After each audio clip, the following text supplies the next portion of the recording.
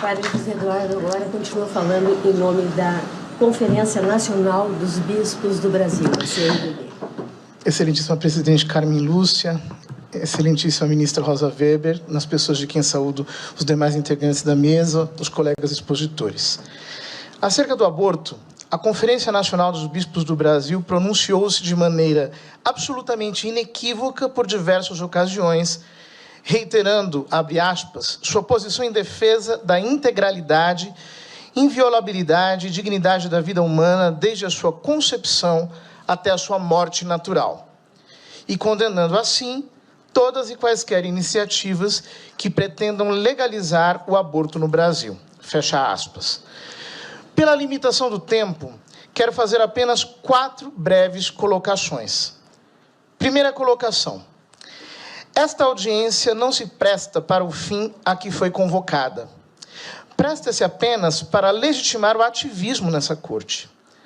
Está se fingindo ouvir as partes, mas, na realidade, o que se está fazendo é legitimar o ativismo que virá em seguida. A prova disso é que os que defendem o reconhecimento do aborto como direito tiveram bem mais do que o dobro do tempo e bem mais do que o dobro de representantes do que os que defendem a posição contrária. Isso não respeita o princípio do contraditório que está expresso na Constituição Federal, cujo artigo 5º, inciso 55, estabelece que aos litigantes em processo judicial ou administrativo são assegurados o contraditório, a igualdade das partes no processo e a ampla defesa. Esta audiência, ao contrário, é parcial. A própria maneira pela qual está sendo conduzida viola a Constituição. Segunda colocação. A ADPF 442 sequer deveria ser aqui processada. Deveria ter sido indeferida de plano e imediatamente. A petição inicial é inepta, porque a Lei 9.882/99, que é a lei que rege as ADPFs, estabelece como requisito essencial para o processamento que a petição inicial venha instruída por controvérsia.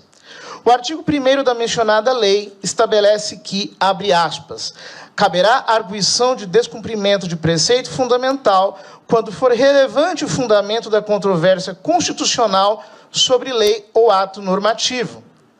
O artigo 3º estabelece que, abre aspas, a petição inicial deverá conter a comprovação de existência de controvérsia relevante sobre a aplicação do preceito fundamental que se considera violado. Fecha aspas. Ora, é fato evidente que, desde 1988, nunca houve controvérsia alguma sobre a constitucionalidade da norma impugnada.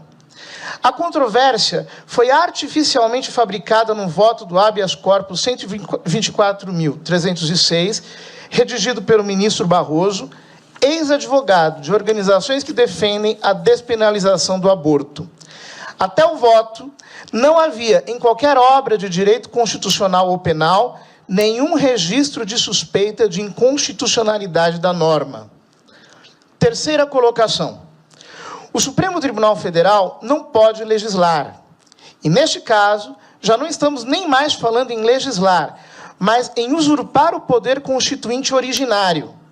O artigo 5º da Constituição estabelece que a inviolabilidade do direito à vida é cláusula pétrea, e seu parágrafo 2º estabelece que os direitos e garantias expressos na Constituição não excluem outros decorrentes do regime e dos princípios por ela adotados. Ou seja, proíbe qualquer interpretação restritiva dos direitos consignados neste artigo, inclusive o direito à vida. As únicas restrições ao direito à vida são aquelas estabelecidas no próprio direito, no próprio texto da Constituição. Portanto, nem o Congresso poderia diminuir esses direitos, muito menos o Supremo Tribunal Federal. Por esses motivos, tanto esta audiência pública quanto este processo não são legítimos. Quarta colocação. A Comissão Episcopal da Pastoral Familiar da CNBB, em artigo publicado na última sexta-feira, analisou os discordantes números aqui apresentados sobre as estatísticas do aborto. Esses números acabaram se tornando a base de quase todas as apresentações da audiência da sexta-feira. Dezenas de representantes de organizações falaram em 1 milhão de abortos por ano e de 500 mil abortos por ano. A professora Débora Diniz disse explicitamente que o número anual de abortos calculados no Brasil é de 503 mil por ano. Disse também que as pesquisas constataram que metade desses abortos passam por internações na rede hospitalar. Isso daria cerca de 250 mil internações, o que conferiria com os dados do SUS. Ora, os dados do SUS apontam haver 200 mil internações por aborto por ano. A estimativa dos médicos experientes é que destes, no máximo 25% seriam por abortos provocados. Numerosas pesquisas apontam valores entre 12% e 25%. Em 2013, o IBGE estimou que o número de abortos naturais corresponde a 7 vezes o número de provocados. Tomando um já provavelmente superestimado valor de 25%, deveríamos concluir que, se houvesse no Brasil 250 mil internações por abortos provocados, deveria haver entre 1 milhão e 1,5 milhão de internações totais de abortos, e não apenas 200 mil. Além disso, os livros de obstetrícia e patologia afirmam que o número de abortos naturais, ocorridos em sua maioria no final do primeiro trimestre, é cerca de 10% do número de gestações, a maioria dos quais passam pelo SUS. Se as internações por aborto fossem 1 milhão ou 1,5 milhão, o número de nascimentos no Brasil deveria ser 10 vezes maior. Nasceriam no Brasil entre 10 a 15 milhões de crianças por ano, mas só nascem 2 milhões e 800 mil. A realidade é que dos 200 mil abortos atendidos pelo SUS, no máximo 50 mil são abortos provocados. Provavelmente bem menos. Então, no máximo, há 100 mil abortos provocados por ano no Brasil. Os números que foram aqui apresentados são 10 ou mais vezes maiores do que a realidade. Toda esta inflação é para poder concluir que, onde se legalizou a prática, realizaram-se menos abortos do que no Brasil. Mas na Alemanha, se praticam 120 mil abortos por ano. A Alemanha possui apenas 80 milhões de habitantes. Se a Alemanha tivesse 200 milhões, como o Brasil, ali haveria 300 mil abortos por ano, 3 vezes mais que o Brasil. Na Espanha, se praticam 100 mil abortos por ano. A Espanha tem apenas 45 milhões de habitantes. Se possuísse 200 milhões, ali se praticariam 400 mil abortos por ano, 4 vezes mais que o Brasil. Os Estados Unidos têm 320 milhões de habitantes e 900 mil abortos por ano. Se tivessem 200 milhões de habitantes, praticariam 600 mil abortos por ano, 6 vezes mais que o Brasil. O Reino Unido tem 60 milhões de habitantes e 200 mil abortos por ano. Se tivesse 200 milhões de habitantes, praticaria 700 mil abortos por ano, 7 vezes o número do Brasil.